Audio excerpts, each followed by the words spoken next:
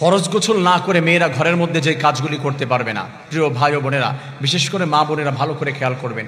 অনেক সময় স্বামী স্ত্রী ফরজ গোসল হয়েছে, তাদের রাতের বেলা বিশেষ মুহূর্ত তারা কাটিয়েছে, কিন্তু অনেক মেয়েরা রয়েছে তারা টোটালি ফরজ গোসল করেই না। আবার অনেকে রয়েছে ফরজ গোসল করে বাট অনেক লেট করে।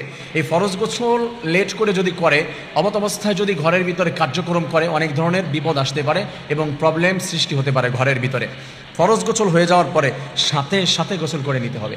কারণ হচ্ছে রাসূলুল্লাহ সাল্লাল্লাহু আলাইহি ওয়াসাল্লাম জানিয়ে দিয়েছে, যদি ফরজ গোসল না করে কেউ থাকে তাহলে জমিন পর্যন্ত তার জন্য বদদোয়া করতে থাকে। জমিন বদদোয়া করে এবং বলে যে আল্লাহ তাকে ধ্বংস করে দাও, আমাকে সুযোগ দাও, আমি জমিনের ভিতরে তাকে ঢুকিয়ে দেবো, তাকে চাপ দিয়ে নিঃশেষ করে দেবো, এরকম বর্ণনা রয়েছে। এজন্য খেয়াল করতে হবে। রান্না বাড়া করে, কোরআন তেলাওয়াত তো করাই যাবে না, নামাজ তো পড়াই যাবে না, এইগুলো বাদেও পারিবারিক অনেক কার্যক্রম রয়েছে, সেইগুলো থেকে বিরত থাকতে হবে। কারণ হচ্ছে রান্না বাড়া করলে তার ভিতরে বরকত পাওয়া যায় না। সন্তান সন্ততিদেরকে যদি লালন পালন করা হয়, দেখা যাচ্ছে এই এফেক্ট, এই অপরাধের সন্তানের ভিতরে অনেক সময় চলে আসে, ব্রেন কম হয় বা তাদের বেড়ে ওঠার ক্ষমতা আল্লাহ তাআলা কমিয়ে দেয়, শারীরিক সমস্যা দেখা দেয় অনেক ক্ষেত্রে। আবার পরিবারের ভিতরে আল্লাহ তাআলা তাদের বরকত পর্যন্ত ধ্বংস করে দেয়।